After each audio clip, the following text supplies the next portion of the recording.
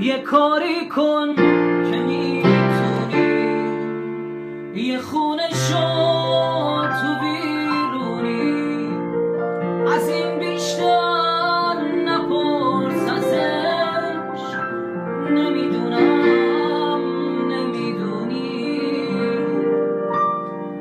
تو این تخمیم دل مرده کسی اشکاشو نشمرده.